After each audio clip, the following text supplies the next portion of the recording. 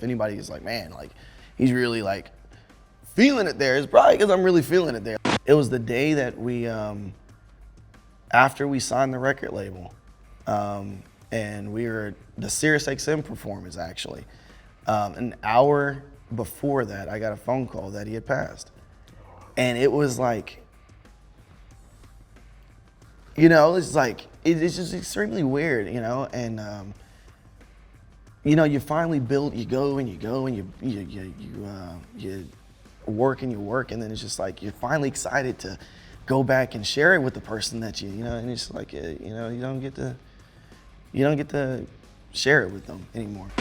Our guest today is Cullen Moore of Sleep Theory. We talk about the band's meteoric rise from TikTok phenomenon to some of the biggest stages in rock music. Cullen, welcome to Fire with Fire. I'm your friend, Ryan J Downey. Thanks for joining me in the Thank you for having me. Yeah, man. So I'm so excited to have this opportunity to talk to you in a moment in your life and career where things are just, you know, it's almost cliche to be like, it's taking off, you're blowing up, but like, that's been the last, what, year and a half for you?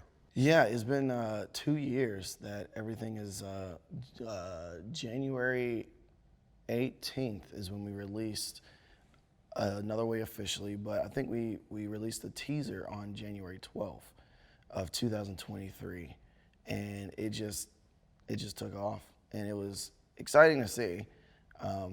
But at the same time, I didn't know what to do with the moment. Yeah. But I just knew to just kind of keep the fuel going, you know, just kind of fuel it. Yeah, and I love that it was like a year to the date, right? Then you're on tour with Beartooth. Yeah. Like, yeah, after absolutely. dropping that song. Yeah, no, it is just extremely, you know, humbling, you know, that things can happen in such a fast way, and people can appreciate and just be drawn in by, you know, the sound and what we've created. So it's been really great. I think one thing that is demonstrative of what a kind of meteoric rise in rock you've had is that people that I talk about the band with, at the time that we're taping this right now, we're you know, coming up on the release of your debut full length. People are shocked when they realize you don't have an album yet. You know what I mean? Yeah. They're like, wait, this is their first album? Yeah, so the EP, you know, like, I forget that it is just an EP. Right. You know, whenever a lot of the songs on there, Another Way, Enough, and Fallout, were 3 songs that were written long before and Numb actually. They were written long before like we put out Another Way and whatnot. Some of those songs were written in 2021. Some of them were written in 22, like early 22. So, you know, having the songs and like listening to them, I was driving back from Nashville maybe like 2 months ago, and I was just kind of like listening. I always keep up with reaction videos and just try to see what people think. You know, so I'm always in there. I'm watching looking. you. Yeah, I'm looking. But there's this one reactor. She was listening to it, and she listened to the whole EP through. And I'm just driving, and I'm just like listening, and I'm like, man, like this actually, I'm not surprised, but I forget how good, because, you know, like I've sat on them for so long. Yeah. So they're just like, Fallout's like an old song to me, like super old. Another Way is the 3rd song we wrote. So it's like, they're super old to me, but I forget how special they are. And when I go back, and you get to see somebody experience it for the yeah, first time. so seeing them experience it is just kind of like, man, you know, like this is really cool. And so like, for it just being an EP and everybody's thought process on it is like, it's a no skip, you know, it's like every song on there is great. It's really great to hear, but it almost just makes you forget that it's just an EP, because some EPs just have maybe their 1 hit on there, or you have like your 2, you know, like, so it's really cool. It's really cool to see. And that's one of my favorite things about art, is how it can exist as a time capsule and translate, you know, the best art, the best movies, the best books, the best songs. We were talking with Matt from Avenged Sevenfold, and he was talking about how, you know, he listened to he was talking to Matt from Avenged Sevenfold, and he was talking about how he was listening to The Wall, and how, you know, it's so far removed from the time it was made, and yet he's experiencing all the beauty and majesty and depth of that record the same as someone was experiencing it when it came out. And so even in this short time frame for you, a song that's a few years old, you get to see these reactors like connect to it. And the thing is like whenever, so we released Another Way, and then we released Numb.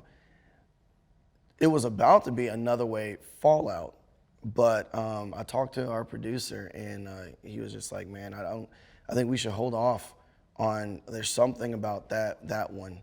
And he's like, let's just hold off and let's see what we do with releasing this one next. And so I was like, okay. And this one we were just operating, we don't know anything, but I had done research on when to release songs, how long it takes for, people to get past one song and go to the next. But so I was trying to learn up on things. But Fallout, which is EP's biggest song, was about to be the second release. It was going to be what Numb was, which was the second release. But it's been an experience. So let's go all the way back. Young Cullen. I know your dad, your uncle, you have a lot of people, musical people in your family that have, had written, performed, and that you've seen like old videotapes and things like that. Yeah. Walk us through that a little bit. Tell me about, before we even get into like your musical background, your parents, your family. So my dad and my uncle, whenever my dad was, it's really weird. He was much younger than me whenever he was doing music. They just get together and they just put down a little sound recorder, and my uncle would play piano. My dad had all these songs that he had written with him, and they would just kind of go through that. And what kind of stuff was it? It was just like ballads, love ballads. Wow. So your dad was a singer. Yeah. He even dabbled in trying to do some country, which was nice. Interesting. It's really cool, and seeing him and hearing the songs always inspired me. It's like I would always be like, Dad, like these songs are like amazing, and even still now, like I was listening back to the songs, I want to go back and redo them. I was just like, gonna say, wouldn't that be amazing if you took some pieces from it? Yeah, no, like they're amazing songs, and I'd still think that there's something special about all of them. And I really do think that in the future, you probably would hear a song that my dad wrote. That would be awesome. Redone. Yeah. In Sleep Theory style. In Sleep Theory style, which truthfully, with a lot of the songs on the album, it fits kind of like it's not that far away. It's not far off from what the whole vibe of your band is. It's like metal and hard rock with pop and R&B, and the marriage of all of it. Yeah, and the melodies are there, and it's just kind of the same. Yeah, man, I'm super excited. I think that there's actually one song, the song that I first listened to that my dad released in, I don't know if it was his first release, but he recorded and had a music video of him and my mom. And as a kid, I'd sit there and watch that over and what over was it? again. What was the music video? Was it like narrative, like a storyline? Yeah, it was just him and my mom in a park, and and it was like he was sitting on a bench. Is he singing to her? Yeah, and their scenes are and so it's super cool, and even still now, it's just like, even though filming and music videos are different now, the vision of what he had, I see what he was going for. And so as a kid, I was like, yo, this is sick. This is nuts. My dad has a music video, and it was filmed off when I was,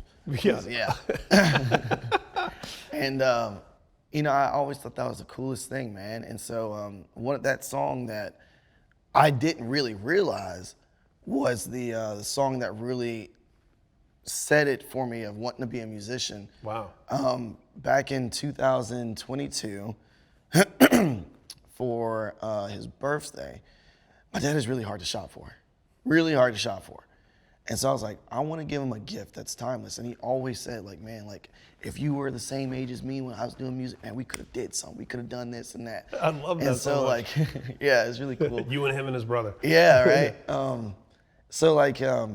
For his birthday, I called our producer. I was like, Dave, I was like, I really want to do something special for my dad. I was like, I want to recreate this song, and that he wrote, and I want to like sing it with him. I was like, because I want it to be a timeless gift. And so like we got together and we did the whole thing, and my dad and me, for a long time I couldn't even listen to it. It's touchy. Even now, I'm kind of like trying to navigate. I can feel it. It's I'm awesome. trying to navigate because it's just like it's really cool, and I'm super grateful for all that. So how did he react when he? Well, first of all, how did you present it to him? Well, I took him to the studio and I was like, hey, I want you to just come sit in. That's a lot better than just emailing a SoundCloud link or something. Yeah, I was like, I want you to come to the studio with me. And I was like, I want you to listen to one of the songs that we're working on. He's like, oh, and I played it. We played it, and he was like super excited. He was like, dude, I'm not a singer like that anymore. I was like, you're fine. You're fine. And we worked on it, and it came out great. Like I said, for the longest time, I couldn't even listen to it. That's so cool, man. And that's I mean, no pun intended, it's a real gift for both of you to be able to do that. And then the idea that somewhere down the road that some of his old material is going to find its way and come alive. There's like 4 songs I've like really looked at, maybe even 5. I'm like, yeah, this is.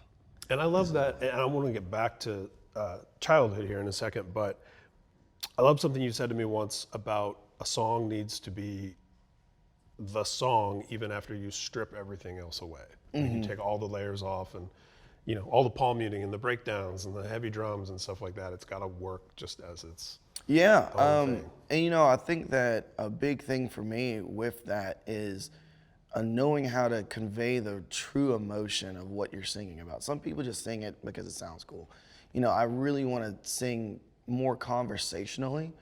And so like in certain songs, if you feel my thought is that I'm doing it. So if anybody is like, man, like he's really like feeling it there, it's probably because I'm really feeling it there. Like I kind of sometimes really just dip into, people are like, oh man, I got to get into a certain mood. It's not so much a certain mood. It's more so like I don't know. It's just like, how would I say this to a person that like, I'm speaking to?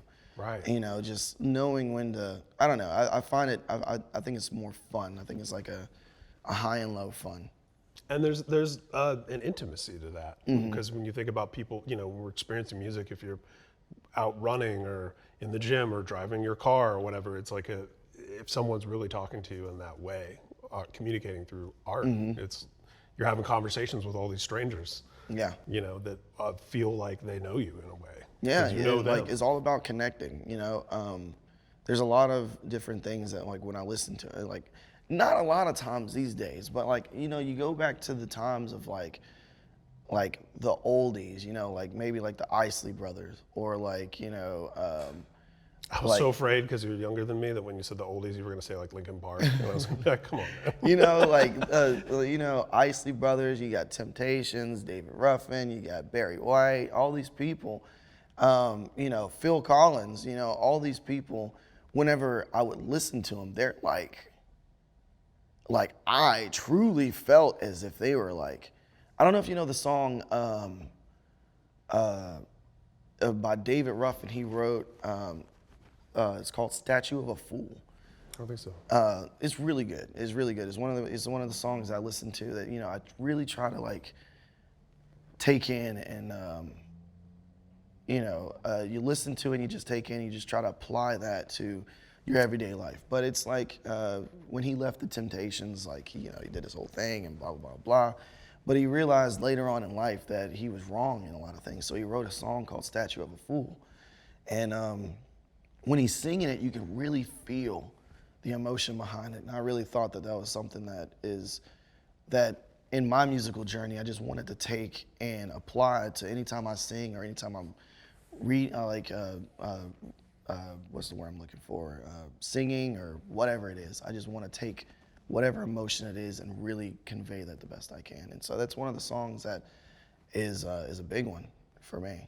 And those songs can have so much meaning too when you understand the stories behind them and like what the person was going through when they're writing it and when they're recording it. And that makes for, again, these kind of like snapshots of these moments that then translate across the ages. I agree. If you haven't listened to the song, like check it out. It's really good. Some music recommendations, especially classic stuff.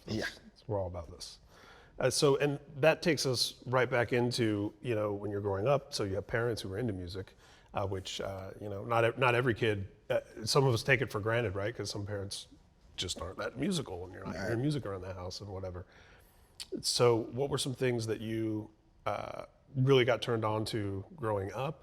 And then what were the first few things that you really started to feel like were yours? Like, okay, not only this is stuff I love that my parents have played around the house or shown me or whatever, and then now here's some stuff that's like mine. Are you saying as far as like before I chose like wanting to do music? Before you were actually doing music. Yeah. Well, I was always like my parents, like my mom, I guess my mom has always been in like gardening and such. I'm not a gardener. I would like to be, I like flowers, I like, trees and Plants. such. Plants. I believe you're wearing a shirt that represents plants. And so like, my dad, he just worked, he worked and he was into sports. I never got into sports. But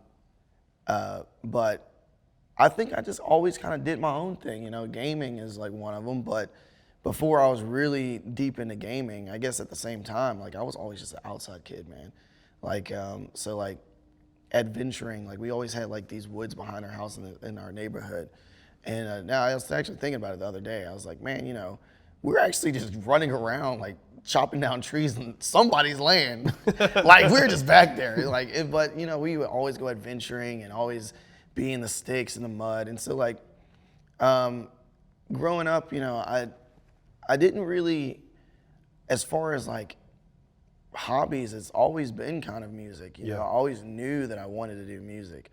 But in the meantime, if I wasn't doing music, I'd be in the back messing with bamboo sticks and hitting my friends with them while they hit me with them. Yeah, it was informative stuff. Yeah, I know. Yeah. Like, man, look, we were the outside kids, like whenever like Saturday came around or whatever day, even all days of the week, honestly, there's like 6 bikes laid out front and then we're like, everybody's looking for the street light, man, we gotta get home. But yeah, man, it's always been music. I'd always help my mom out in the garden, help her till up some stuff and, plant stuff and get our garden growing. She'd be looking at that zucchini. I'm like, that's crazy, it's a zucchini. I didn't realize how cool it was then. I was like, oh, it's yard work. But now I realize how cool it is. But it's always been music. Yeah. Was she playing music when you guys were gardening? Was that? No. It was mostly just me hearing the tiller. Yeah. Yeah. Well, I did, like, if I was cutting grass, I listened to my music and I'd have it blaring. But yeah, if me and my mom, we were doing it, we were back there. It was just me and her just kind of talking and doing whatever. Yeah. I'd make her mad doing whatever because I'd run over a zucchini with the tiller and she'd be like, what are you doing?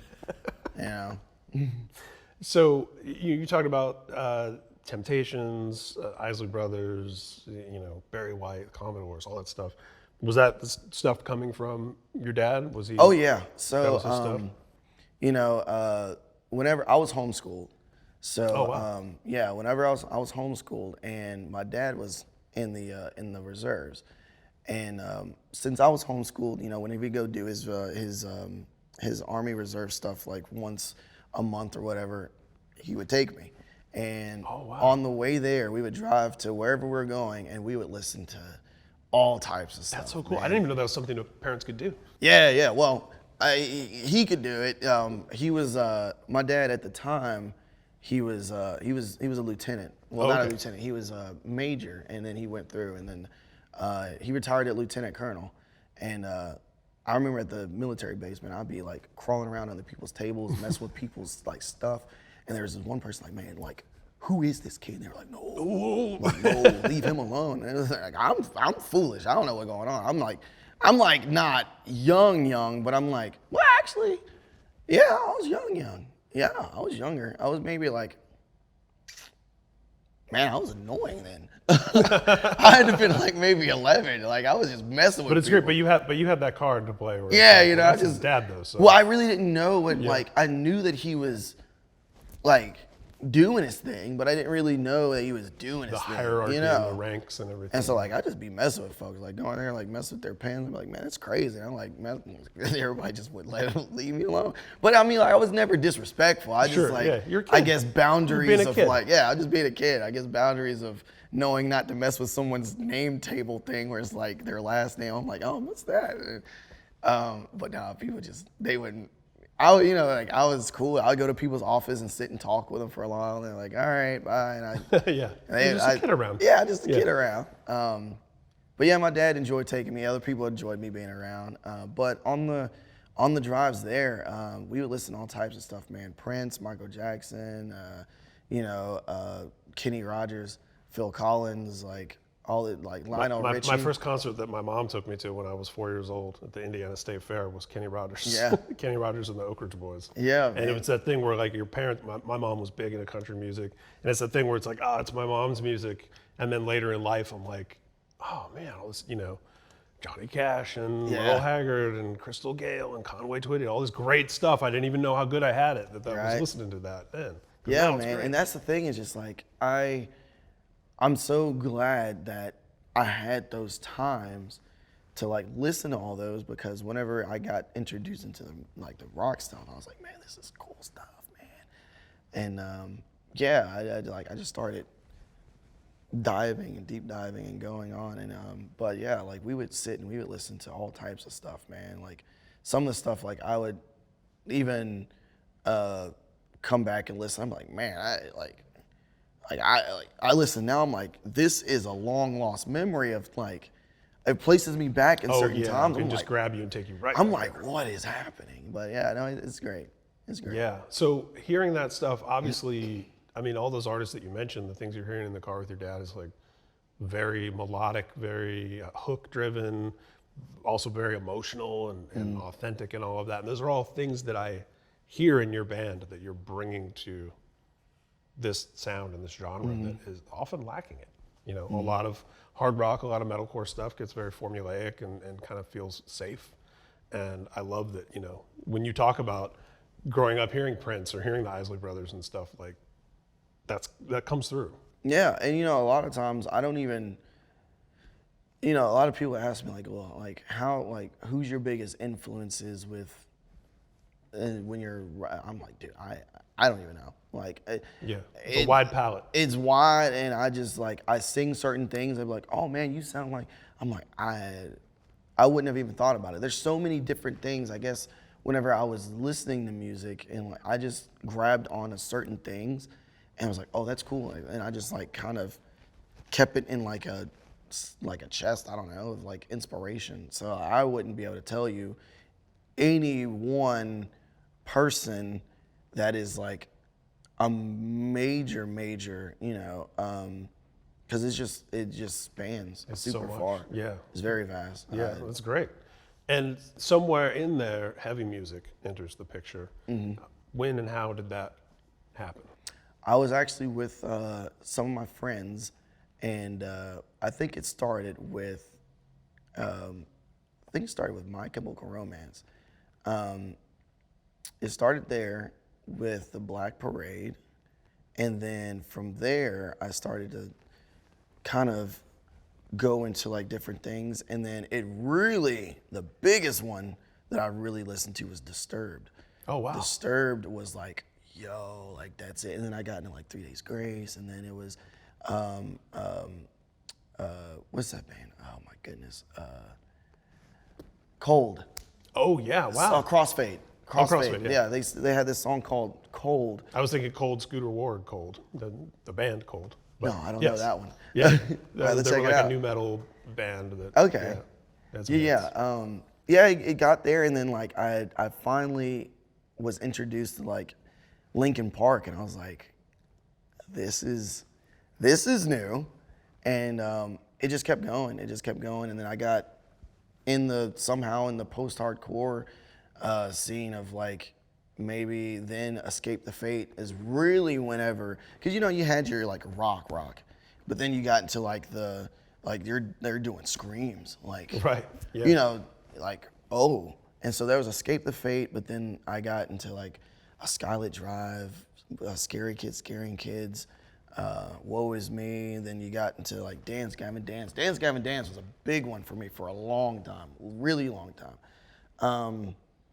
But then it just kept going and kept going. Yeah, And once then, you're in, you're in. once you're in, you're in. But then, like, for a while, I just kind of like, oh man, like I think I finally hit that stage where I was like, I don't want to listen to all the screaming anymore. So I started listening to more R&B, and then like I'd be like, okay, I'm tired of listening to like this, and then I'd go back and find new bands, and it's just like like Yeah, and we've talked about Issues before, and that had to just be such a, because it's so much stuff we just talked about in one band. yeah, Yeah. That right there was actually a really big piece of where Sleep Theory kind of was birthed. Like whenever the album Beautiful Oblivion came out, like I listened to it and I was like, this is everything that I love in music, but jam packed into like one album, you know? And I think it's a no skip album. Yeah, and they also put on a great live show. Yeah. They're very animated and very passionate. And I always say that one of the songs on there, it sounds like it was written with Bruno Mars. Like it just sounds just super pop, super R&B, and all. It's just really great. But yeah, man, like the influences, Paramore, like it goes, it just keeps going, and I'll get to be like, oh man, you know, like Drake, you know.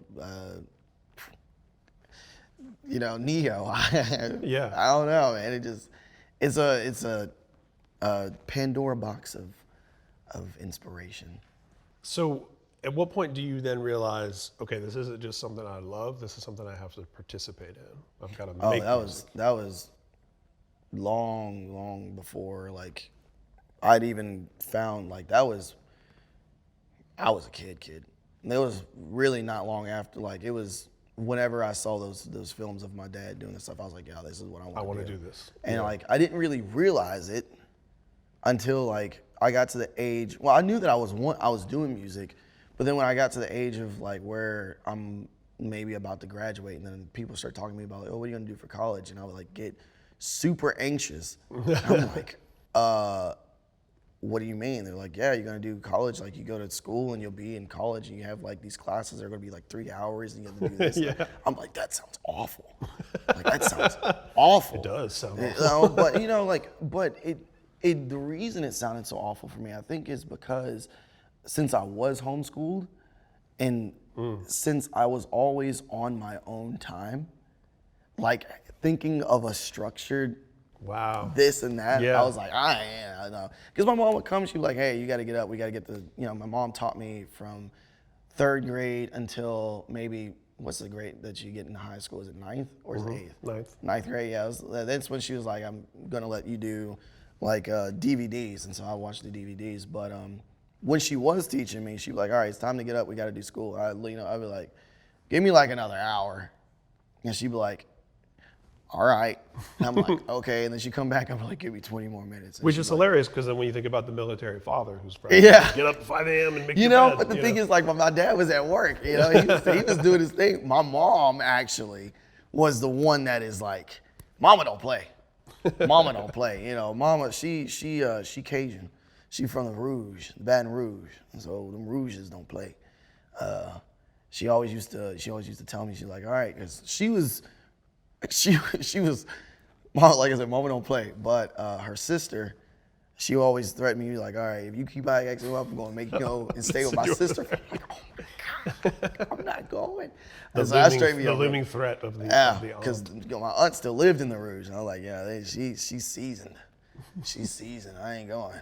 So, but yeah, no, I think for a long time since I was just kind of built around my own time, the thought of college, the thought of like a work, I needed to be something creative.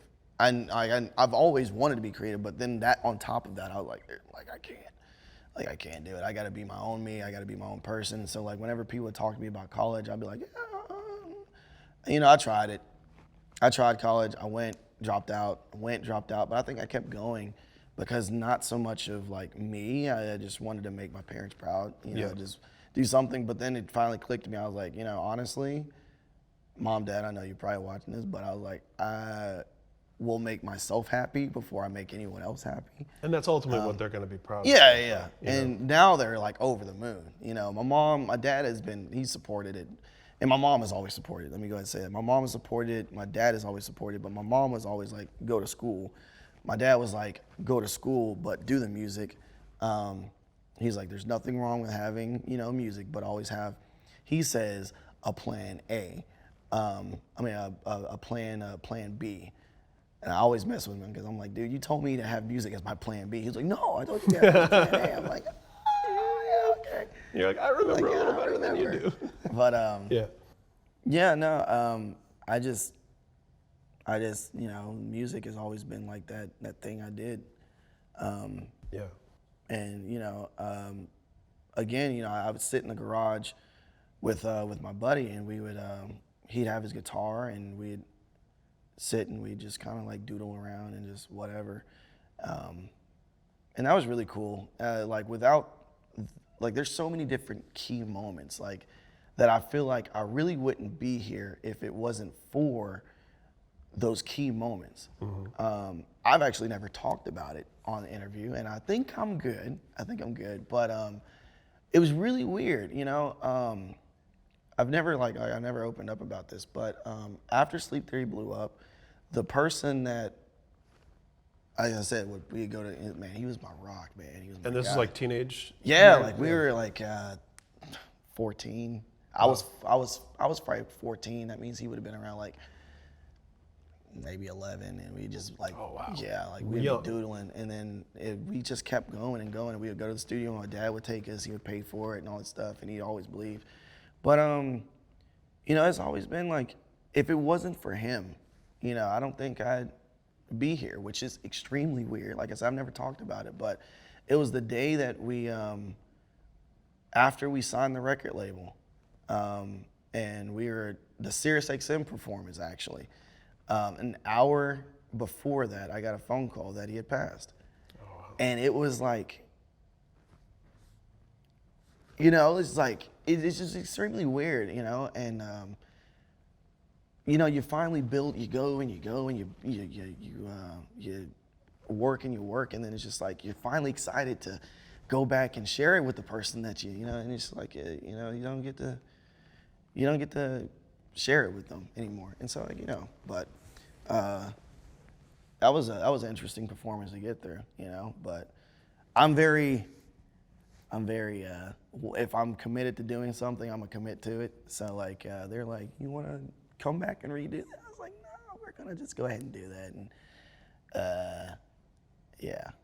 Wow. And talk about the the highest of highs and lowest of lows simultaneously, right? Yeah. To have the best part of life and the worst part of life colliding like that is crazy. Yeah, it's just the irony of everything is just you finally get to a point, the thing that you've been chasing for so long, and get signed and be a musician, and it's just the person that has been rooting for you, and it's just boom, and it's just kind of what are you first off, dealing with anybody passing is already weird, but it's just the irony of just timing it was really difficult for me to kind of wrap my mind around, especially because that was the longest friend I had. We were friends for 24 years, and so it's just but you keep rolling with it. You gotta take what you got and you gotta go with it. May I ask how he passed away? It was a motorcycle accident. Oh wow, so yeah, not terminal illness or drug problem, but just surprise. Yeah, it was very abrupt, and it was just kind of I don't know, but it messed me up for a minute, obviously, not only because of the music thing, but it's just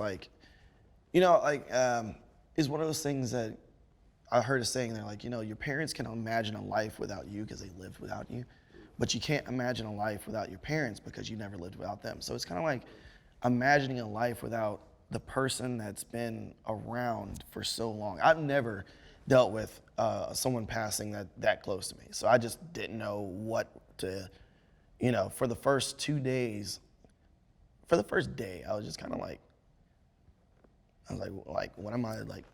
Am I not feeling anything? Well, it's Like, kind of that denial phase where you're in yeah, shock and and I was you're like, am numb I to not it. feeling anything? But then I got home. I was like, oh, Well, right. yeah, Here oh. it is. Yeah. But so when people watch the Sirius XM acoustic performance, they're like, you have so much emotion, I'm like, I was cooked. Yeah, I was cooked. But you just take what you got and you just go with it, man. Yeah, I mean, and did that, I mean, inevitably, a loss like that, and especially so tied into your formative years as an artist, that's going to permeate and, and in a bittersweet way, that friendship and that person in your life is going to live on through Yeah. the music you make for the rest Yeah. of your time. Yeah. I actually, whew, on the album, he's the first name on the album for credits. So I'm good. Yeah. I'm good. I'm good. Yeah. But yeah, no, it's great. I just felt like it was right, Like I said, there's a lot of people that have pushed and motivated me to do it, but no one like him. Wow. And this really speaks to what you were saying earlier about that authenticity and that passion and that you're making songs that are very conversational, like the conversation we're having right now. This is what you're doing in your music, And I mean, if you didn't have music as that outlet, I mean, where would you be, right? What would? I'd be doing nothing because, like, I just I couldn't. There's some people like, oh, if I don't do this, I'll do this. But like, it was either this or nothing. I mean, I try.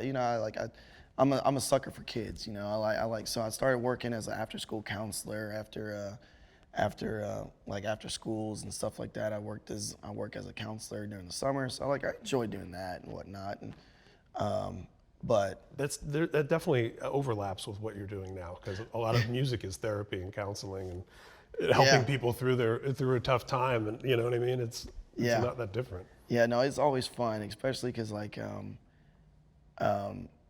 growing up, my mom would always be like, both my parents, but they would be like, you can't listen to this because they're saying this or that and that and this, and so like I've always purposely kept all the music clean.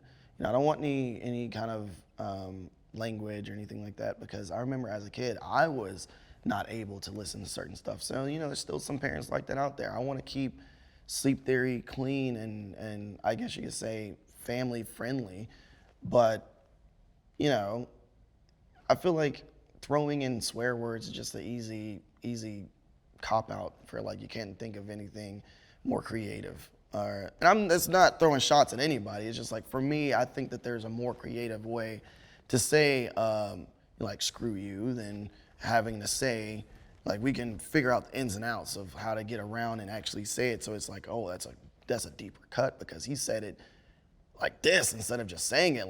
He had some layers to this. He thought about it, And it's more of a challenge to yourself. Yeah, it's more of a challenge. It's almost like a shortcut to throw in an expletive. And that's one of the things that I love working with our producer Dave about. Is because whenever we're writing together, me and him me and him bring out the best in each other. And when we're writing, and he's really great at helping and writing those things. And whenever I'm thinking those things, I'll throw an idea, and he'd be like, oh, well, we can go about it this way. And so it's really great, and I'm super grateful for that. But getting back to the kids, on stage, I'll be performing, and I'll see kids on their parents' shoulders. I'm just I don't know. I know that the times that we've been touring, they're still there to see the headlining. But whenever, you get to after the show and they're like, no, we brought them just for you.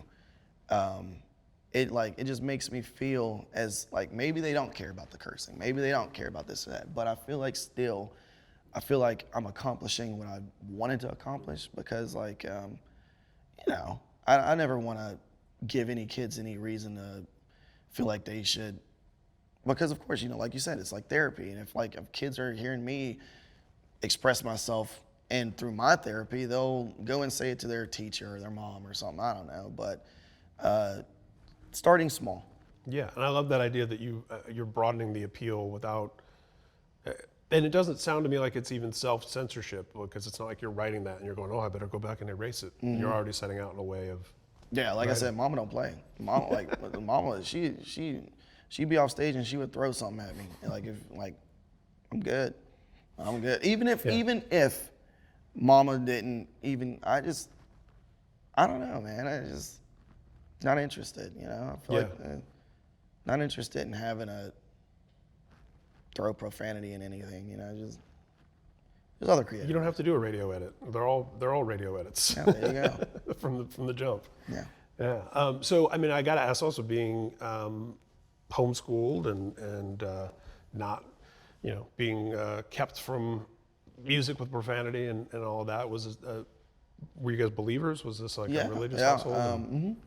And a lot of people be like, do you, like, is sleep theory a church band? I'm like, I mean, what's church? What is it, like a Christian band? I wouldn't say that we're a Christian band. I think we just keep things clean. Church is more than one person getting together. And, you know what I mean? Yeah. So I mean, like, I just keep things clean for that reason, and for personal reasons as well. Yeah, I love that.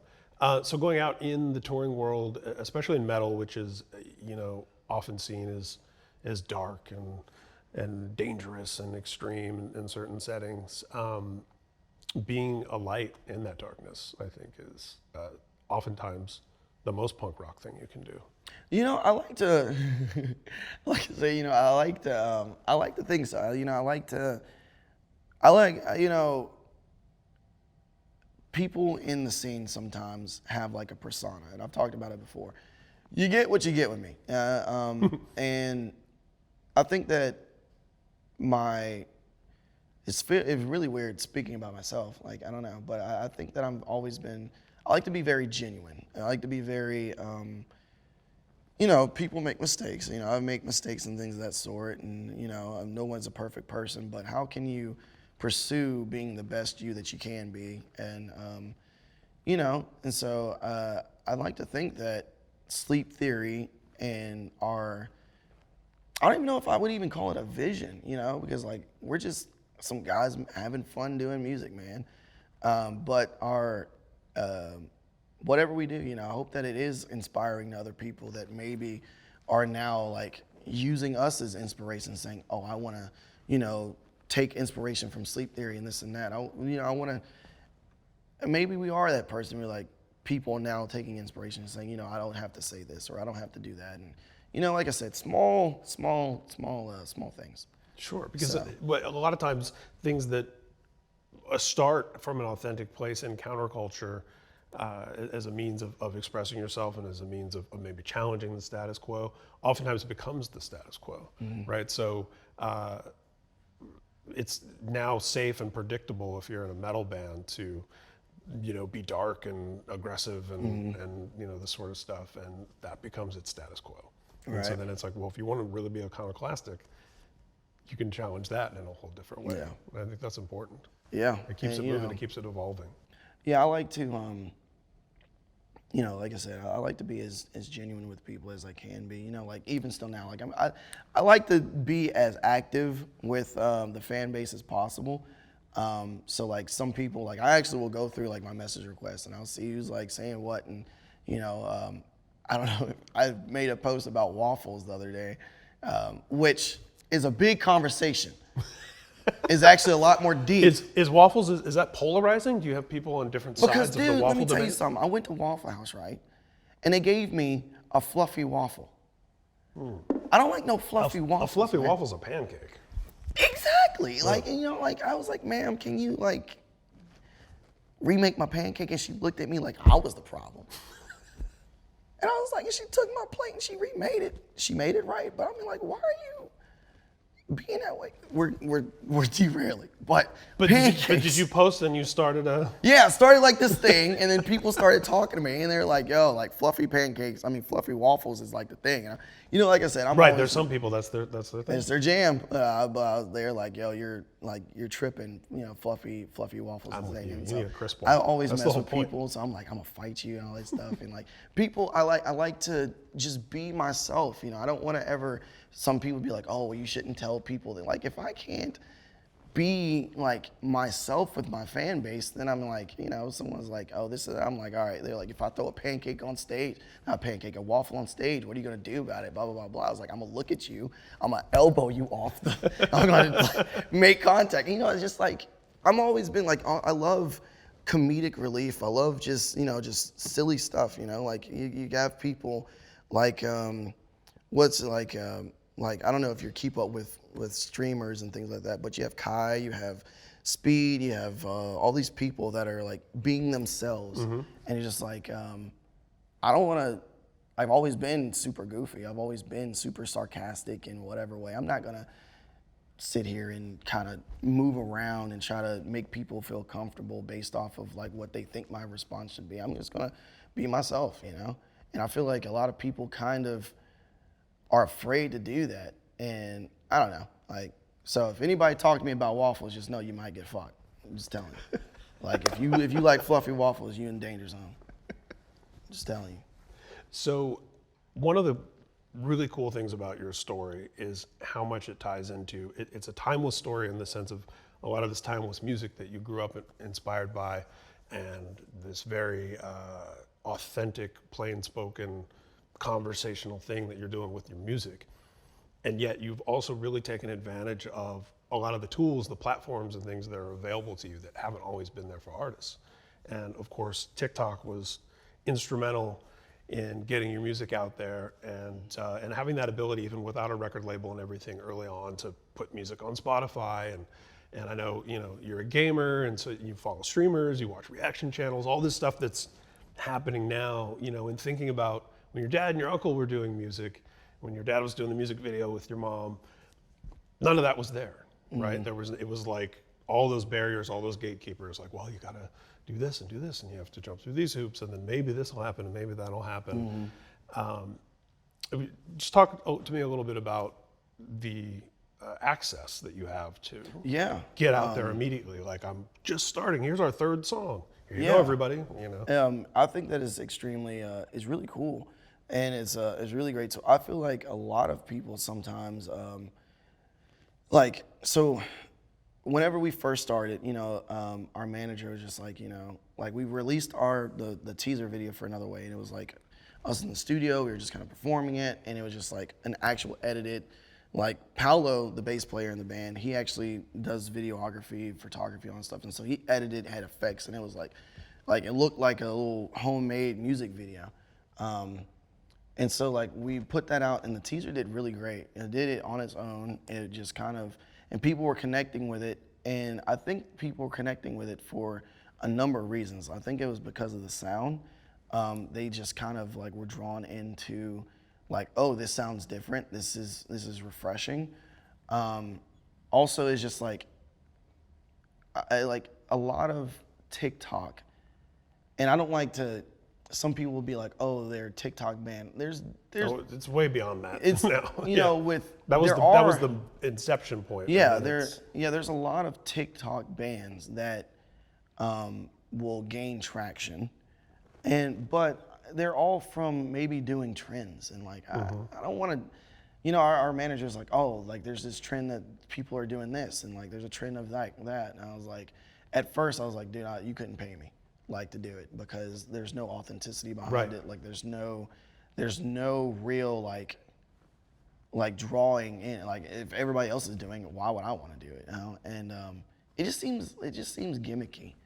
And I don't like being authentic. I don't want to be gimmicky and all that stuff. And so like we would continue to make TikToks, but I wanted to early on establish the branding of who Sleep Theory is. We were still kind of working through and figuring that part out.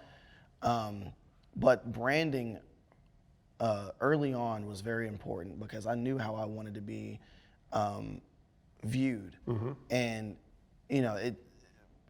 You know, I don't know. You just kind of people treat you how you present your first impressions and all this stuff. So like if you come off as like a TikTok band, people like will treat you like a TikTok band. If you come up and you have things in order, people will have more respect for you without even realizing that they just treat you different. So like I think a big part of our response on TikTok and when we would post on Instagram Reels or on YouTube was just because people didn't feel any kind of like gimmickiness. Like if you see me singing like in videos, like yeah, we put the audio over it, but in order to get that real like conveying of emotions, like I'm actually on the other side of the video, like I'm actually singing.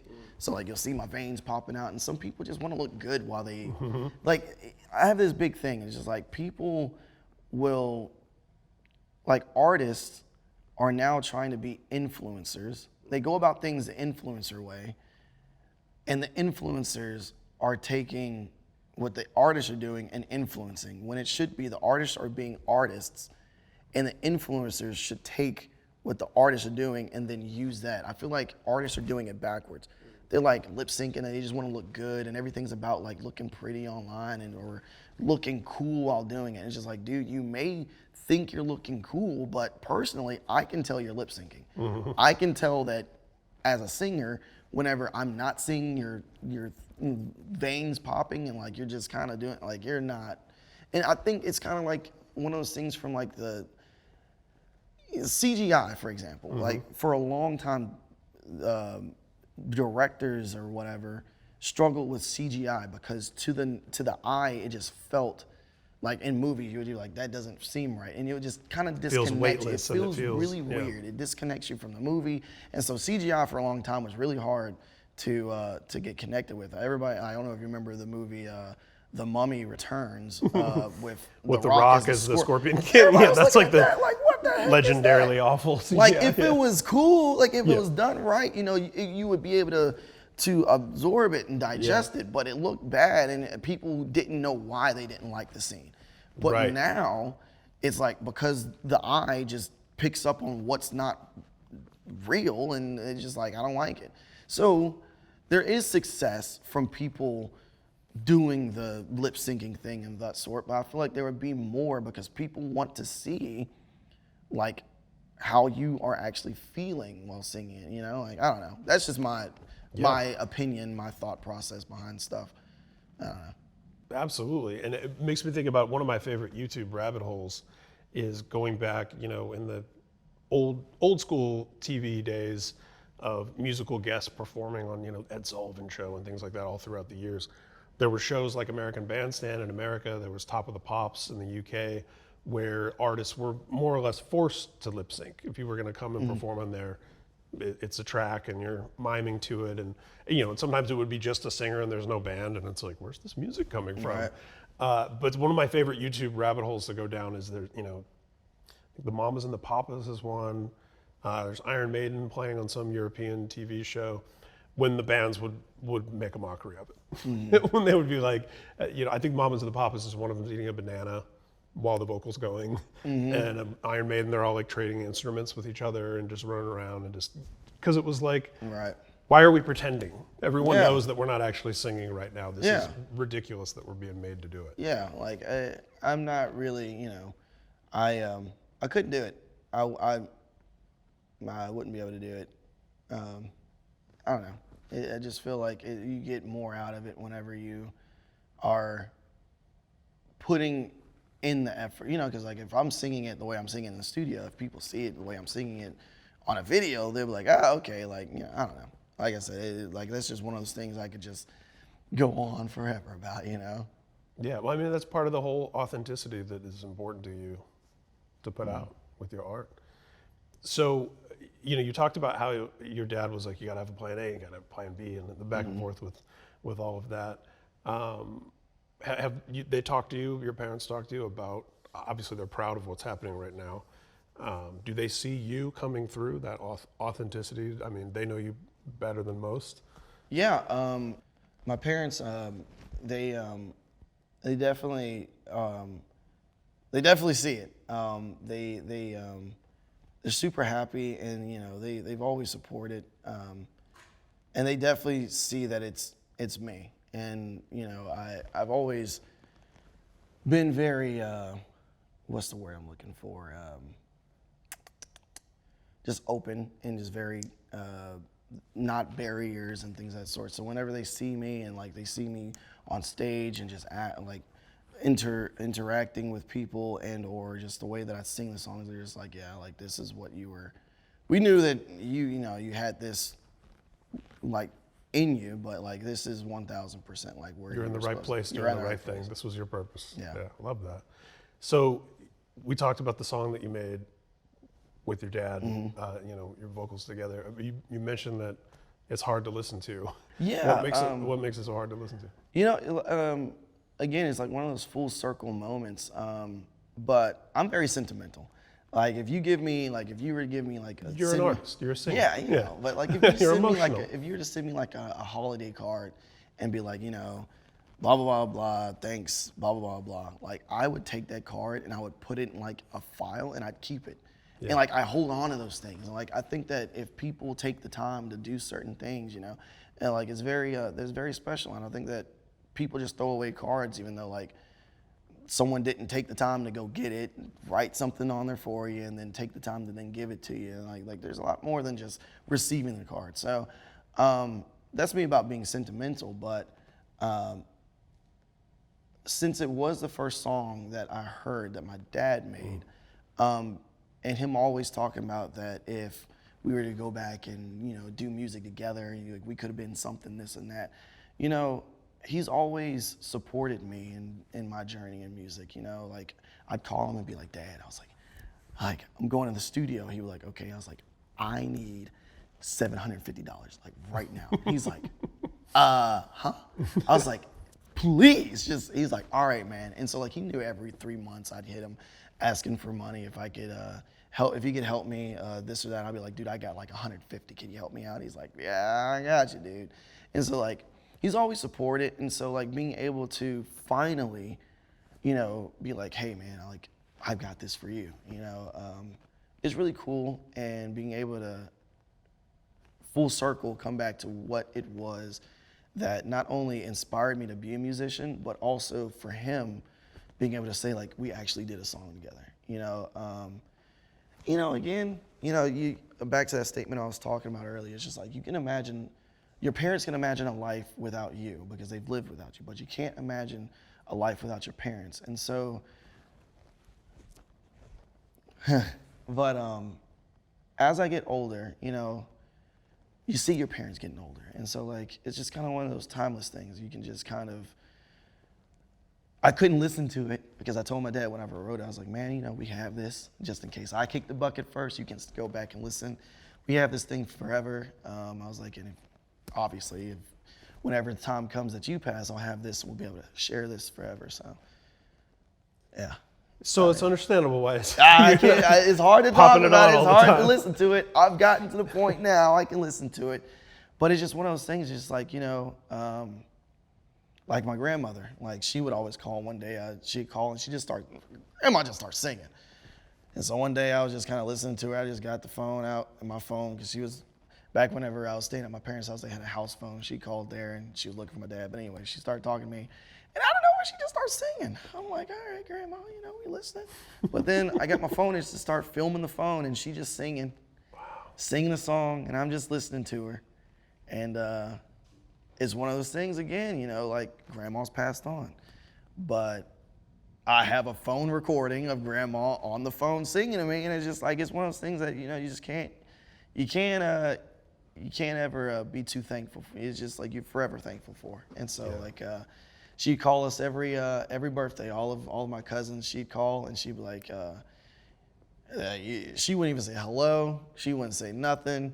She would literally just start with singing Stevie Wonder, I Just Called to Say I Love You, every birthday. That's so sweet. Every birthday. And so, yeah. it's just one of those things. And so now it's one of the things I do whenever one of my friends or whoever has a birthday, I call them up and I sing Stevie Wonder to them. No way. Yeah, I'm keeping it alive. And so I called my cousin, and me and him are both, we both like, you know, but I called, he was like, man, you gotta shut up, dude. He's like, stop enough. My fault.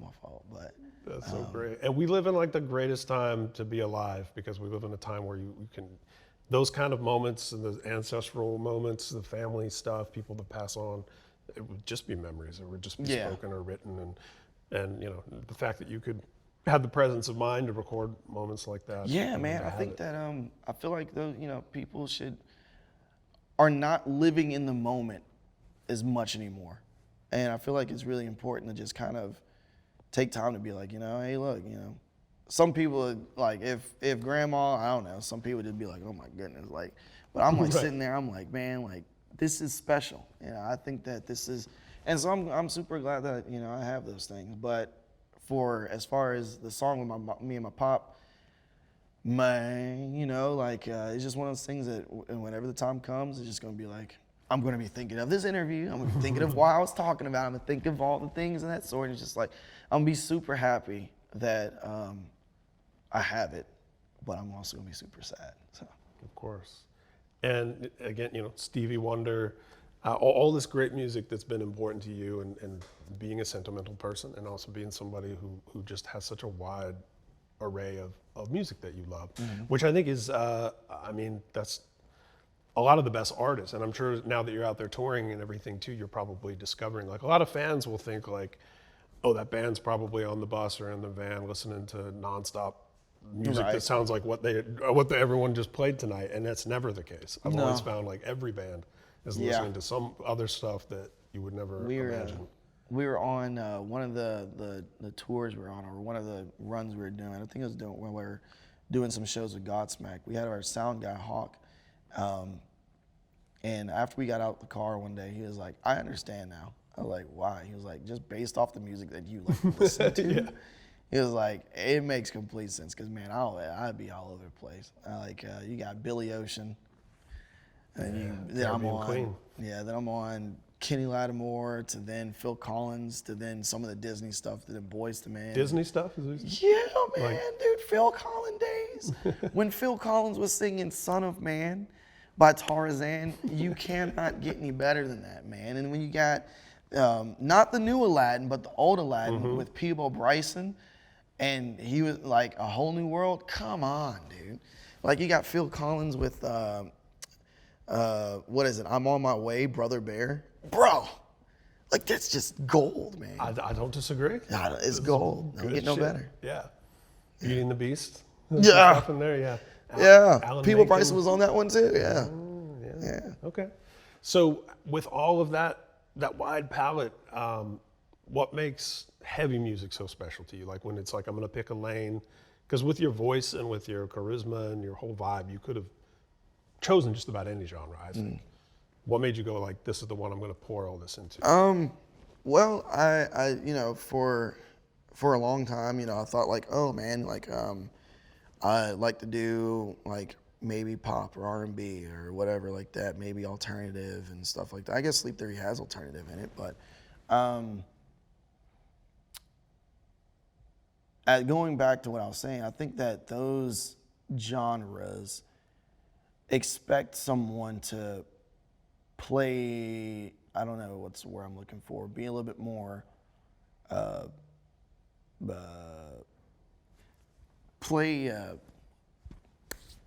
what's the word I'm looking for, man? I can't get my words, but more polished, I guess you could say. I don't know, like I don't want to think that I'm not polished, but there's like a fine line to walk, you know, like, you know, smile at this camera and be a lot more this or that and be a lot, I don't know. I'm not that, but I was just on the cherry on top of wanting to do metal music, but or hard rock or whatever it would be that Sleep Theory is even considered. I don't even know. But it was really the fan base that's really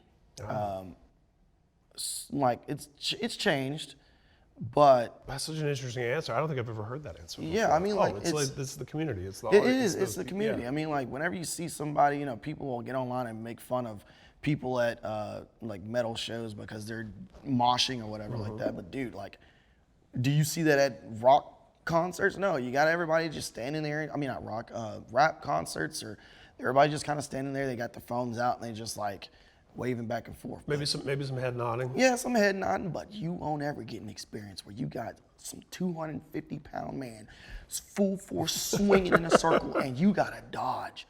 Like, as you don't, you might meet God. Like, that is the essence of enjoying music. Like, when people are just in there, they're swinging. Putting your whole self like, into it. Yeah, they're swinging. You got sweat hitting you. You got to wipe it off. And you're just like, I don't care. People are picking each other up. They're crowd surfing each other. People are like, I was at a concert, someone lifted someone out in a wheelchair, and they're like crowd surfing a wheel. I like chaos. Like, chaos at concerts is fun because, dude, you're expressing yourself to your full ability. You're not just sitting there. You're not just, I don't know. I've never been to a rap concert. I've never been to like a pop concert. The most And there's some stuff like a couple nights ago, I just went to Cypress Hill, did a show with the London Symphony at Royal Albert Hall, and then they did this concert movie for it.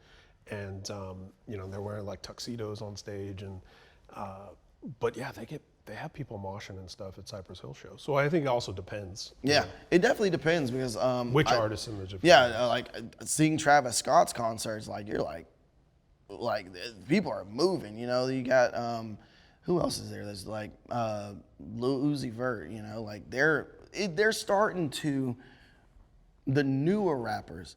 But whenever I'd already decided I want to do rock music, it wasn't like this. But the newer rappers are pulling a lot from the rock influence. Yeah. And now is a lot more hype going on, like the younger rappers and such. Like, it's really cool to see, XXS Temptation, like his performances, like he was rocking. Like, he was in the crowd, people were lifting him up, and like he was, like, it was an experience. But like back whenever I was listening, you got, Rick Ross or, French Montana and Future. Different vibe. Like, it's a different vibe. It's more, and so like I didn't really feel like I wanted to do that. I didn't really feel like I wanted to do pop, but the metal scene where it was just like people are having fun and they don't care, that's what I wanted to be involved with. And people it's a deeper appreciation for the music. I feel like in 5 years, people could go back and listen to the EP, same way with a lot of these different artists, and be like, these songs are great. But then you listen to rap music or certain pop music, it's only catered to the time. So like if you go back and listen to certain rap songs and you listen to them around people, they'd be like, oh, you still listening to that old stuff? Like, like that's lame. But with and sometimes that stuff is like, nostalgia's great, but if it's just nostalgia, it takes me back to that time. It's not. Timeless is really what and go for. I want to have time. There's rappers that have timeless albums. Of course, yeah. That's not about the genre so much as but the climate that the genre. For the most part, when you have your hits in certain genres, they're only catered to certain years because they're talking about certain trends or something like that. And I wanted to make music that was, like you said, timeless. Love that. Well, that's a nice place to land the plane. There you go. Well, I'm honored that you chose me to sit down and do one of your first long-form interviews, because I know you're going to be doing many more, because people want to know about you and talk to you, and that authenticity, that passion that you are delivering, I think really translates and connects to people. So, Thank you. Yeah, thanks It was for a pleasure. letting me get to know you a little better. Thank you.